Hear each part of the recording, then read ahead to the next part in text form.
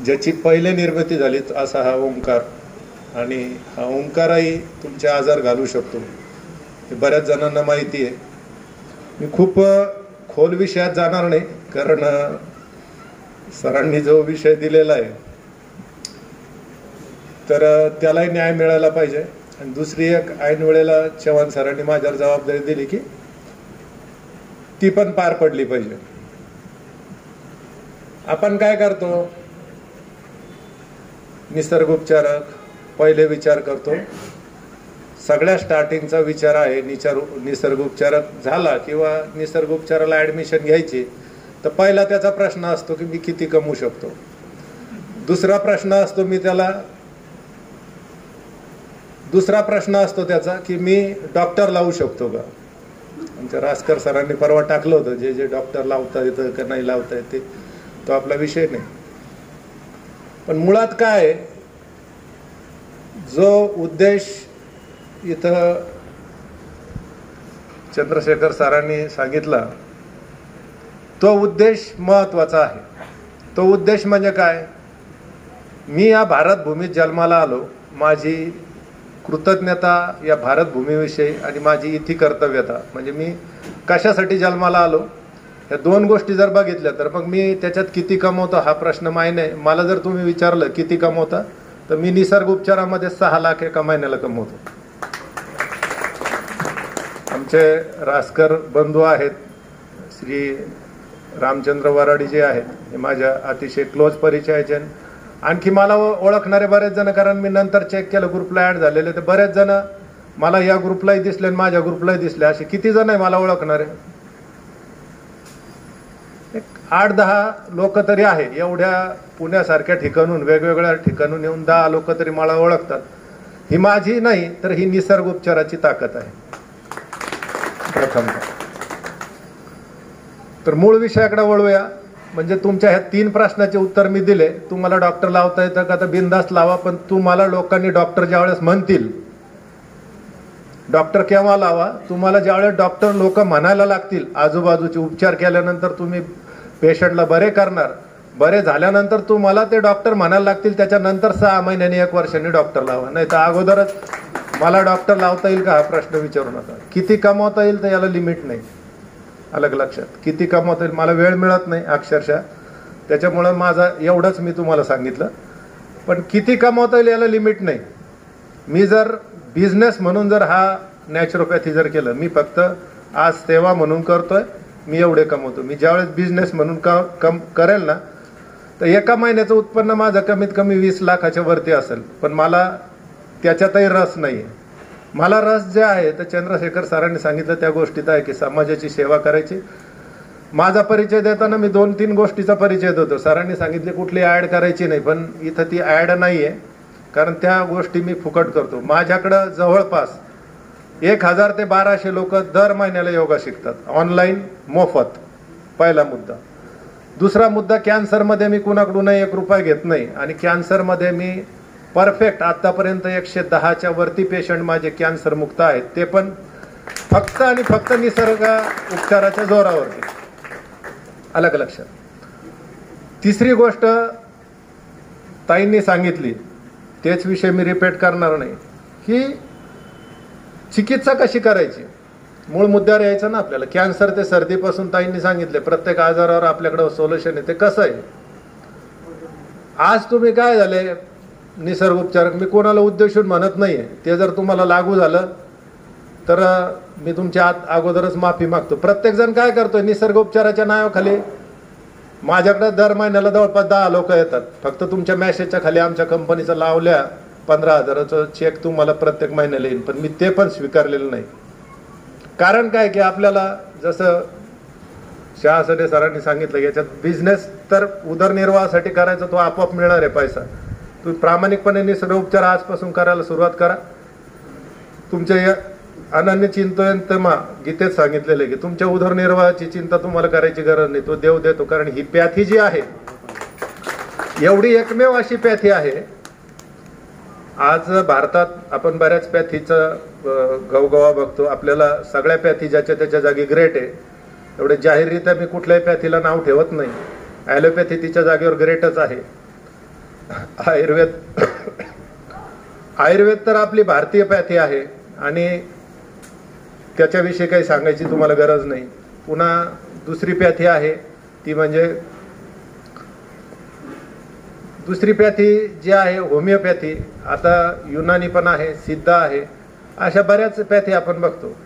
पण एवढ्या पॅथीमध्ये ज्याला ज्याचा त्याचा अभिमान असायला पाहिजे. जर 100 लोकांमध्ये आपले वडील असेल तर आपल्या वडिलाचाच आपल्याला रास्त अभिमान असतो. तर मी तर म्हणेल आयुर्वेद, ॲलोपॅथी, होमिओपॅथी किंवा इतर कुठल्या ज्या पॅथी नॉन अननोन पॅथी असतील त्याच्यापेक्षा सर्वात ग्रेट पॅथी जर असेल तर नॅचरोपॅथी. गेले 10,000 वर्षापासून बऱ्याच जणांनी सांगितलं की 5,000 वर्ष सगळ्यांनी सांगितले. मग शासने सर म्हणतील आता यांनी 5,000 वर्ष आता कुठून आणले नवीन. तर आपण जर 10,000 वर्षाचा इतिहास बघितला तर तुम्ही बाय बर्थ नॅचरोपॅथी डॉक्टर आहात. तुम्ही म्हणजे डॉक्टर उपाधी लावणं न लावणं, शिकणं, डिग्री घेणं हा नंतरचा भाग. बाय बर्थ तुम्ही नॅचरोपॅथी डॉक्टर आहात. कसे? आता ताईने आजीबाईचा बाटवा छान पुस्तक लिहिलं काय, निसर्ग बाटवा. तर त्यावेळेस तुम्हाला आजही उपचार पद्धती ज्या आहेत त्या कुठून चालत आल्या? बाय बर्थच आल्या ना, आल्या की नाही? मग तुम्ही, म्हणून मी म्हणतो की नुसती 5,000 नाही, बाय बर्थ जसा माणसाचा या पृथ्वी तलावर आदिमानव होता त्या काळातही कोणत्या झाडाचे. आज जर आपण बघितलं, थोडं निसर्गाचा विषय म्हणून निसर्गाविषयी सांगतो. एक प्रयोग केला, एक शेतकरी होता, त्याला माकडं खूप परेशान करायचे. तर त्या माकडं परेशान करायचे, तर यांनी काय ठरवलं की या माकडांना एकदाच मारलं म्हणजे आपण त्याच्यातून मुक्त होऊन जाऊ. तर तो काय करतो की त्याला खीर खायची सवय लावतो दररोज त्या माकडाला. दररोज 100-150 माकडं यायची, हा दररोज दुधाची एक छानपैकी खीर बनवायचं आणि त्या माकडाला खाऊ घालायचं. अशी त्या माकडाला खीर खायची सवय लागून गेली. एक दिवस यांनी त्या खिरीत विष टाकून दिलं. विष टाकल्यानंतर काय झालं, याच्या डोक्यात असं होतं ते माकडं मरतील सगळे आणि माझी या माकडाच्या पासून मुक्तता होऊन जाईल. तर याने काय केलं, ते खीर खाल्ल्यानंतर हा तो शोधत गेला, माकडांना शोधत गेला, माकडाच्या पाठीमागे गेला. तर एक खीर खाऊन गेल्यानंतर माकडाला जाणवलं मला विषबाधा झालेली आहे. जेव्हा माकडांना जाणवलं मला विषबाधा झालेली आहे तेव्हा माकडं काय करतात की उंबराच्या झाडाची पानं खातात. उंबर माहिती आहे ना सगळं, औदुंबर वृक्ष. सरांनी खूप छान अक्षरशः म्हणजे माझ्या अंगाला काटा आला त्यावेळेस, एवढे ते श्लोक आणि हे एवढं ज्ञान अलौकिक. त्यांनी त्यांच्या ड्युटीचं सार केलं असं मी म्हणेन. त्यांनी त्यांच्या जीवनातलं, कारण बरेच वन खात्यातील जे माझे मित्र आहे तर ते मला विचारतात ही वनस्पतीचं नाव काय, या झाडाचे उपयोग काय. ते झाडाविषयी मी थोडं पुढं जाईल. तुम्हाला वेळ थोडा मला कमी दिलेला आहे त्याच्यामुळं मला तर म्हणजे तेवढा खूप कमी मिळणार आहे वेळ. पण तर त्या शेतकऱ्याचा हेतू काय होता, विषयापासून बाजूला जायचं नाही. शासने सरांनी सांगितलेलं. तर त्या उंबराच्या झाडाची पानं जे तेव्हा माकडं खातात तर त्यावेळेस काय होतं की ते माकडं एकही मरत नाही. मला आणखी सांगून द्या तुम्ही, अर्धा तास 15 मिनिटं 12:30. आता किती वाजलेले वराडे सर? 12:10, 20 मिनिटं आहेत. चला, खूप छान. तर सांगण्याचं तात्पर्य एक आहे, मला हे पटवून द्यायचं होतं तुम्हाला. तुम्ही बाय बर्थ नॅचरोपॅथी डॉक्टर आहात. जसं ते माकड बाय बर्थ नॅचरोपॅथी डॉक्टर होतं, आहे आणि राहणार आहे. आजपर्यंत तुम्ही बघितलं का कुठल्या माकडांनीचं म्हणजे माकड मादीचं सीझर झालं, एखाद्या माकडाला अटॅक आला, आलं का लक्षात? आला का एखादं तुम्ही ऐकलं कुठं? रिअर केसमध्ये काही नैसर्गिक घटनेमध्ये प्राणी पशु पक्षी मारतात. आता मोबाईलच्या टावरमुळे पक्षी मारतात, तो भाग सोडून द्या, खूप खोल विषयात जायचं नाही आपल्याला. म्हणजे निसर्गाचं तुम्ही सर्व काही ऱ्हास केलेलं आहे, त्याच्यामुळे आज तुम्हाला हे परिणाम भोगतायत. मूळ विषयाकडे यायचं होतं आपल्याला. मग तुम्ही म्हणणार सर्दीपासून कॅन्सर कसा बरा होतो? तर मी याच्यावर एक्सपेरिमेंट केले प्रत्येक गोष्टीवर. नुसते तोंडी सांगितलं नाही, स्वतःवर पहिले प्रयोग केले. आता जेंट्सला काही एमसी येत नाही. माझ्या माता भगिनी इथं बऱ्याच आहे, मी माफी मागून सांगतो. जेंट्सला कधी एमसी येत नसते, पण ज्यावेळेस मी एमसी वरती माझं संशोधन केलं, पहिली ती स्मूदी मी 7 दिवस घेतली. मी त्याला स्मूदी म्हणतो आणि त्या स्मूदीज डेव्हलप केल्या मी. सर्दीपासून तर कॅन्सरपर्यंत सगळ्या आजारावर स्मूदी केल्या. आणि जर माझ्या ग्रुपला तुम्ही असाल नसाल तर तुम्हाला ते मी सगळं स्मूदी काय आणि कशा घ्यायच्या, थोडक्यात मी फक्त कॅन्सर सांगितलं म्हणजे सगळे आजार बरे होतील याची तुम्हाला फक्त शाश्वती पाठावी म्हणून मी कॅन्सर विषयी बोलतो. सर्दीचा आणि तापीचे मी पेशंटही करत नाही, तुमच्या माहितीच. वराडे सरांना माहिती आहे, सर्दी ताप याचे पेशंट माझ्याकडे अपॉइंटमेंटच मिळत नाही. सांगण्याचा तात्पर्य काय, तेवढा वेळच नाही आपल्याला. तर त्याच्यात कॅन्सरमध्ये मग शासनाने सर म्हणतील बा ऍडव्हर्टाईज करायची नाही, आपली बोली होती. तर मी त्या यशाशी कटिबद्ध आहे. कॅन्सरमध्ये मी कोणाकडून 1 रुपया सुद्धा घेत नाही. किती पेशंट सिरियस असू द्या, किती त्याला खर्च लागू द्या, काय लागू द्या, जेवढ्या माझ्याकडे उपलब्ध वनस्पती, जसं की गुळवेल शासनाने सरांनी सांगितलं, तर हे आजकाल शाप आहे समाजाला. हे अज्ञानी लोक हे समाजाला शाप आहे. गुळवेलच ठेवला नाही त्या उद्यानामध्ये. खरी तशीच परिस्थिती. यांना सगळ्या वनस्पती माहिती नाहीये म्हणून तरी चांगलं आहे, नसता यांनी घरी आणून नुसत्या ठेवल्या असत्या. तर तसंच गुळवेल आहे, कोरपड आहे, अश्वगंधा आहे, शतावरी आहे, पुनर्नवा आहे, ज्येष्ठमध आहे, तुमचं धने बडीशेप ओवा जिरं कोथिंबीर आहे. ह्या सगळ्यात आता तुम्हाला जर म्हटलं मी की मी 3 दिवस धने बडीशेप ओवाची पावडर देऊन एखाद्याचं 7 किलो 3 किलो वजन कमी करू शकतो, तर तुम्हाला विश्वास नाही बसणार. नुसती धने बडीशेप पावडर घ्या 3 महिने, 1-1 चमचा घ्या सकाळ संध्याकाळ, तुमचं कमीत कमी 3 किलो वजन. जर काहीच नियम पाळू नका, व्यायाम करू नका, जेवायला जेवढं खायचं तेवढं खा, तरी तुमचं 3 किलो वजन कमी होईल. म्हणजे काय होतं, नॅचरलरित्या ते डिटॉक्सिफायर आहे. किडनी आणि लिव्हरला ते क्युअर करतं. काय, धने बडीशेप ओवा जिरे, हे 4 वस्तू माझ्या उपचार पद्धतीने मी जे वापरतो ते सांगतो. कॅन्सर झालेला आहे एखाद्याला, लंगचा कॅन्सर झाला, बंधूंनी आमच्या सांगितलं शीतोफालादी चूर्ण घ्या पतंजलीचं तुम्ही, कारण तुम्हाला त्याचे कंटेन्सच माहित नाही.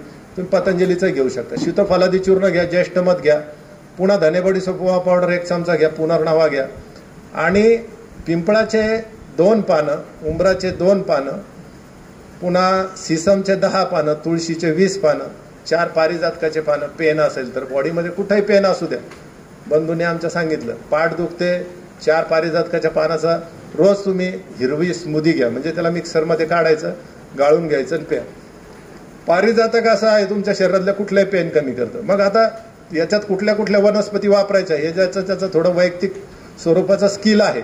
कसं की तुम्हाला कळायला पाहिजे. स्टमकचा कॅन्सर झाला, बंधूने आमच्या सांगितलं, सरांनी बिल्व विषयी खूप छान सांगितलं. बेलाचं झाड तुमच्या स्टमकसाठी सगळ्यात रामबाण रेमेडी आहे. तुमचं पोट साफ होत नसेल, 4 बेलाचे पानं 1 चमचा त्रिफळा पावडर सोबत सकाळ संध्याकाळ घ्या, तुमच्या पोटाच्या सर्व समस्या दूर होतील.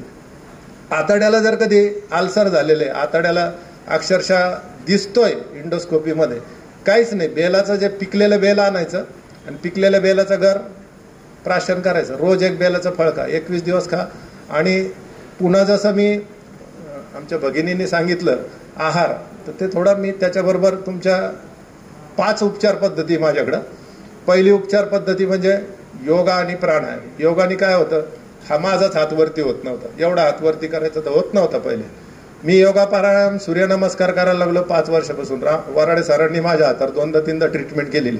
आता वरती तरी होतं, एवढा जरी वरती केलं तर माझ्या डोळ्यातून अक्षरशः खळाखळा पाणी यायचं. आता हात इथं दुखतोय, प्रॉब्लेम मला त्याचा किडनीमध्ये सापडला. म्हणजे बऱ्याच जणांचा फ्रोजन शोल्डर असतं. रिझन काय असतं की तुमचं युरिक ॲसिड वाढणं. तर तुम्हाला कळायला पाहिजे. निसर्गोपचार तज्ज्ञांना नुसतं मी म्हणजे निसर्गोपचार म्हणून घेणं संयुक्तिक नाही आहे, त्याला कळायला पाहिजे नेमकं त्याचं रिझन काय, कॉज ऑफ रूट काय. मग तर माझा मी ते धने बडीशेप पावडर 1-1 चमचा घेतली, काही योगासनं केले आणि काही प्राणायाम केला, तर आज माझा हात वरती होतो. लोकांचं जाऊ दे. तर असे आतापर्यंत 7,000 लोकांचे प्रॉब्लेम योगा प्राणायामच्या माध्यमातून मी ते दुरुस्त केले. दर महिन्याला माझे फ्री ऑनलाईन क्लासेस असतात. दर महिन्याला जवळपास 600 ते 1200 लोक कनेक्ट होतात. काही वेळेस कमी असतात, काही वेळेस जास्त असतात, पण हायेस्ट रेकॉर्ड 1200 लोकांना मी, त्यांची जर इच्छा असेल तर 7 दिवस योगा प्राणायाम त्यांना मोफत शिकवतो. दुसरा मुद्दा. तिसरा मुद्दा आहे योगा प्राणायाम ही एक उपचार पद्धती. दुसरी उपचार पद्धती आहार. आहार निद्रा भयमैथुनांचे सामान्य वेता पशु भिरणाराना. म्हणजे आहार निद्रा भयमैथुन हे प्राण्यात आणि आपल्यात सारखं आहे. फक्त गाईला तुम्ही काय करा, मोकळं सोडा, तिला जे खायचं तेच ती खाईल आणि रात्री खाणार नाही गाय. विशेष म्हणजे मी माझ्या डोळ्याने बघितलं, गाय जर एखाद्या वेळेस तुमची सुटली आणि ती जर बघितली रात्रभर ती त्या जो काही तिचा खायचा जो चारा आहे, शेतात जे पीक आहे त्याच्याजवळ थांबल, दिवस उगवला की खायला सुरुवात करल, तिला सूर्य जसं. मग आपण काय केलेलं आहे, पशुपक्षी पण काय करतात तेच करतात, आणि आपण काय करतो की आपण ते पाळत नाही. माझे एक पेशंट होते 136 किलोचे, सकाळी 5:30ला जेवायचं म्हणे. मी अवाक झालो. आता 113वर आले ते.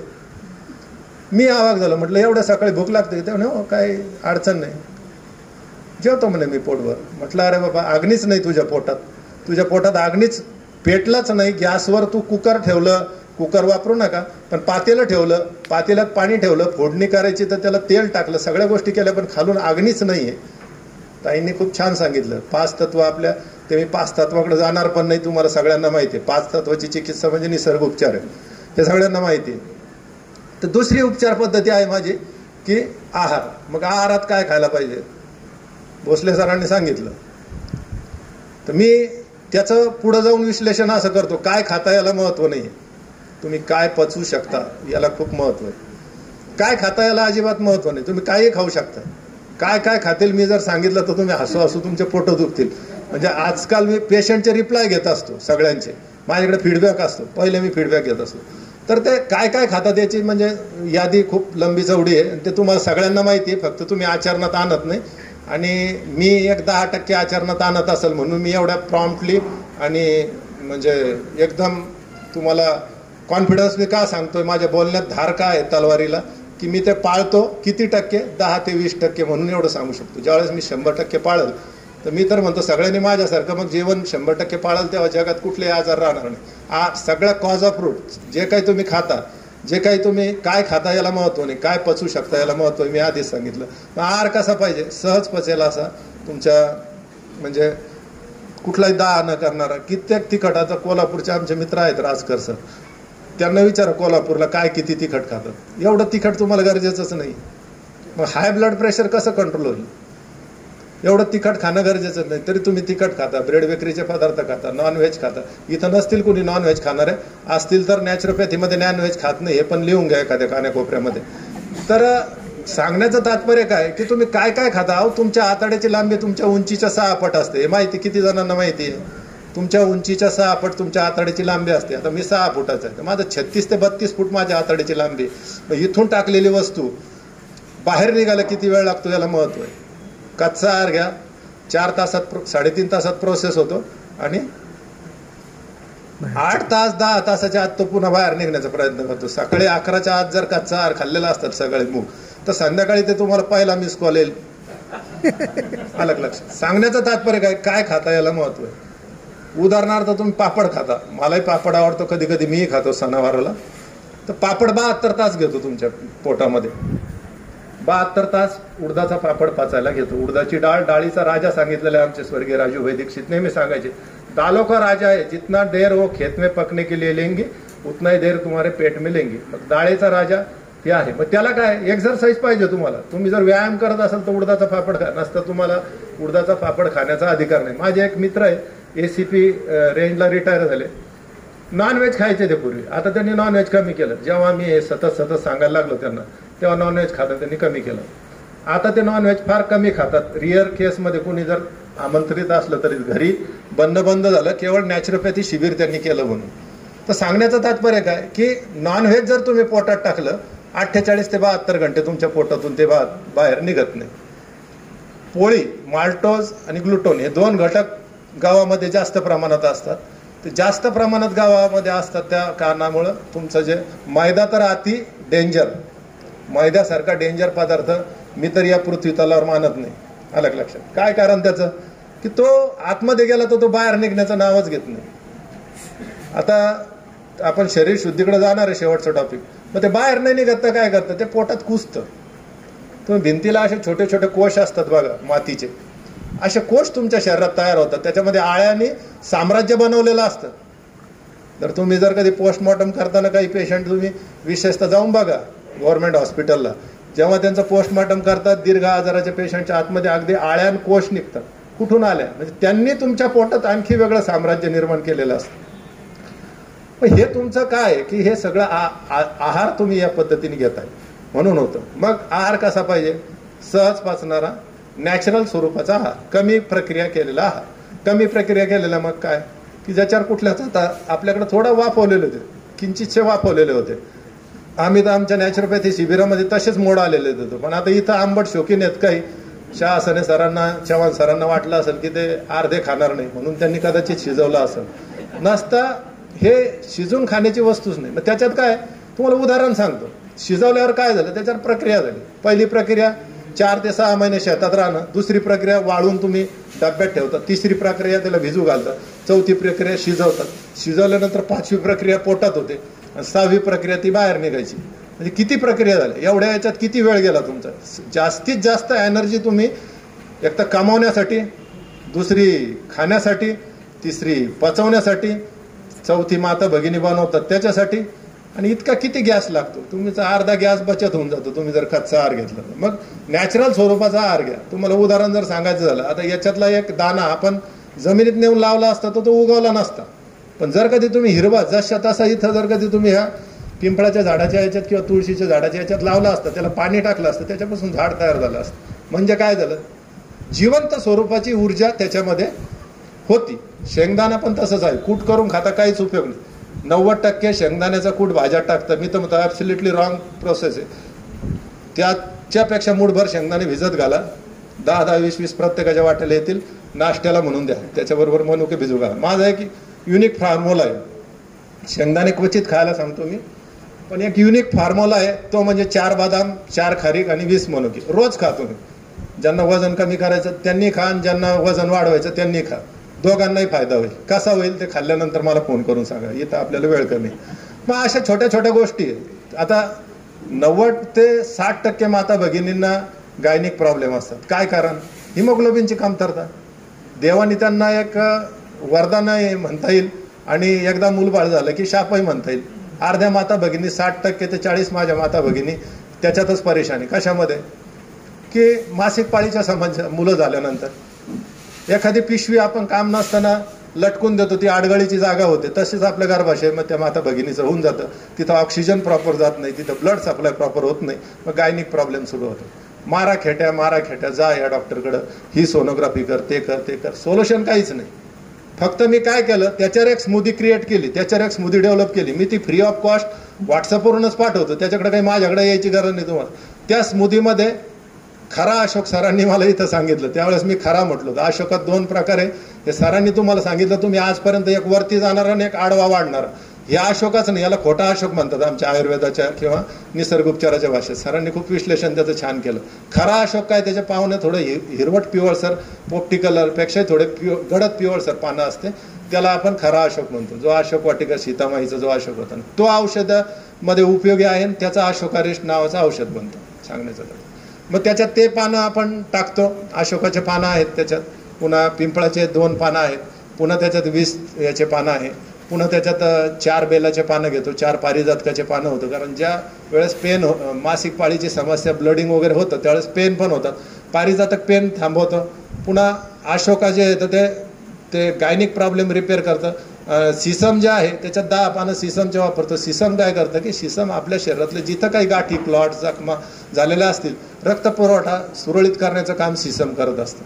मग या प्रकारची स्मूदी जर दिली, आतापर्यंत 9,000 ते 7,000 माता भगिनींच्या गर्भाशय काढण्यापासून आपण वाचवलेलं आहे. कॅन्सर सुद्धा, गर्भाशयाचा कॅन्सर असं नाही की एखादा प्रायव्हेट हॉस्पिटलचा रिपोर्ट नाही, गव्हर्नमेंट हॉस्पिटलचे रिपोर्ट त्या वकील साहेबांच्या आईचे होते. आणि त्याच सरकारी हॉस्पिटलने पुन्हा 3 महिन्यानंतर माझी ट्रीटमेंट घेतली. काय, एवढी स्मूदी, आणि 3 महिन्यानंतर रिपोर्ट केला तर पूर्णतः कॅन्सर नील होता.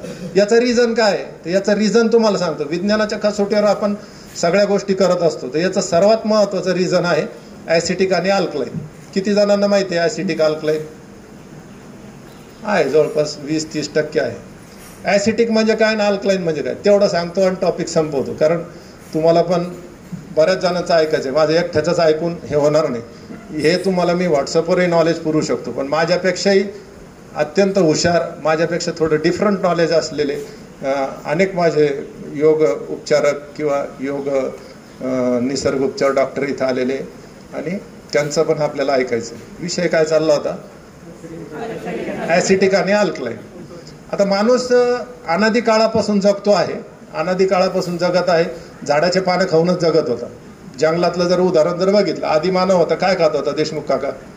पानं, फळं, कंदमुळं जे मिळेल ते खात होता, आणि नॅचरल स्वरूपात खात होता. तो काय घरी फक्त जंगलाला आगी लागल्या, वनवा पेटला आणि सगळे झाडं पानं जळून गेले, त्यावेळेस काहीच पर्याय राहिला नाही. मग त्यांनी ते जमिनीतले कंद रताळे वगैरे उकडून खायला सुरुवात केली. तेव्हा त्याला ती टेस्ट लागली आणि तिथून पुढंच मग हे शिजून खाण्याची प्रथा निघाली असावी असं माझं एकतर काय.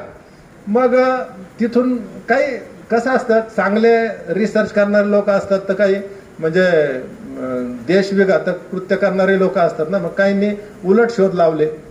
आता तो विषय खूप मोठा आहे. शास्त्राचा विषय जर बघितला, दैवी संपत्ती आसुर संपत्ती, मग कुणी काय घ्यायचं, कुणाच्या वाट्याला काय आलं, हा विषय खूप मोठा आहे, विषयांतर होईल. आणि मग तिथून पुढे ते माणूस काय करायला लागला, हे शिजलेलं खायच्या नंतर शोध लागला की गहू आहे, खाल्ल्यानंतर पोट भरतं, जास्त दिवस भूक लागत नाही. ज्वारीची भाकरी आहे, खाल्ल्यानंतर 8-10 तासातच आपल्याला फर्स्ट कॉल येतो. गव्हाची पोळी खा, 12 तास 24 तास कॉलच येत नाही, यालाच वाट पाहावं लागते, आता मिस कॉल येईल मग येईल, आहे की नाही. आणि गेला तो टॉयलेटमध्ये, तो अर्धा तास बाहेर येत नाही, अर्ध्या तास तो बाहेर येत नाही. दुसऱ्याला पुन्हा जायची 1 तास मुभा नसते. काय कारण? डाळीचे पिठाचे पदार्थ खाताय तुम्ही, तळलेले शिजलेले, ते पचतच नाही तुम्हाला. आणि बरेचसे ताईंनी सांगितलं की मी तरी मानतो की 80% आजार केवळ तुमच्या डायजेस्टिव्ह सिस्टीममुळे तुम्हाला होतं. मग या शरीराच्या शुद्धीच्या ह्या 4 ज्या क्रिया आहे, लघवी, घाम, श्वासोश्वास आणि काय वराड सर, लघवी, घाम, श्वासोश्वास आणि संडास म्हणजे मलनिस्सरण, ह्या 4 आपल्या रोज होणाऱ्या क्रिया ह्या जर व्यवस्थित असेल तो जगातला सगळ्यात सुखी व्यक्ती आहे. इंदोरचे माझे आपल्या एक योगा टीचर आहे त्या ताई, त्यांचे एक पेशंट होते, त्यांनी मला फोन केला होता. फक्त त्रिफळा पावडरवर रिपेअर झाले. ते त्रिफळा पावडर, त्यांचं पोटच साफ होत नव्हतं, तर फक्त त्रिफळा पावडरवर रिपेअर झाले. ते म्हणे एक तो मैं मेरी इनोवा भेजता आपको लेने को, नहीं तो प्लेन का टिकट भेजता, आप जो कुछ कर रहे हो हमारे इतर लोगों को बताओ. बोला आप ठीक हो गए, बहुत अच्छा हो गया, जब वक्त मिलेगा मैं खुद आपको मिलने का होगा. सांगण्याचं तात्पर्य काय आहे की नुसतं त्रिफळा पावडर सुद्धा तुम्ही जर कधी निसर्गोपचार झाले, तुम्हाला लिंबू, त्रिफळा, आवळा, हरडा, बेरडा असतं त्रिफळामध्ये. आता बरेच जण म्हणतील आपल्याला त्रिफळा लिहिण्याची किंवा याची, ते कायद्यामध्ये गेले तर अनुमती नाही. अरे ठीक आहे, अनुमती नाही, पण तुम्हाला कोण फाशी द्यायला लागलं लगेच? तुम्ही आवळा, हरडा, बेरडा म्हणा जर तुम्हाला त्रिफळा नसेल म्हणता येत तर. सरांनी सांगितलं हरितकीचे उपयोग, म्हणजे त्या हरड्यामध्ये हरितकी म्हणतात हरड्याला. तर असे भरपूर काही असे म्हणजे उपाय आहे, उपयोग आहे. आपल्या ॲसिटिक आणि अल्कलाईन थोडं बाजूलाच राहिलं. मग आपण काय करत होतो की झाडाचे पानं खाऊन जीवन जगत होतो आपण पूर्वीच्या काळी, आणि नंतर ही शिजून खाण्याची प्रथा निघाली. आज ती एवढी दृढ झाली. मला सांगावं शाह हसाने सरांनी की त्यांच्या काळाला ते जेव्हा लहान होते त्यांना कधी बिस्किट मिळत होते का सर? तुम्हाला बिस्किट मिळत होते लहानपणी खायला? रिअर खूप श्रीमंत एखादा पाहुणा आला, माझी एक आत्या होती, थोडी घरी भलीबुरी होती, तीच एक बिस्किटचा पुडा घेऊन यायची. बाकी बिस्किट आम्हाला 6 महिन्यातून वर्षातून एकदा खायला मिळायचं. मग सांगण्याचं तात्पर्य मला असं की पूर्वीचे ते काहीच असं आपल्या आहारात नव्हतं. आता हे जे आपण काय करतोय, 80% ॲसिटिक आहार घेतोय आणि 20% अल्कलाईन आहार घेतोय.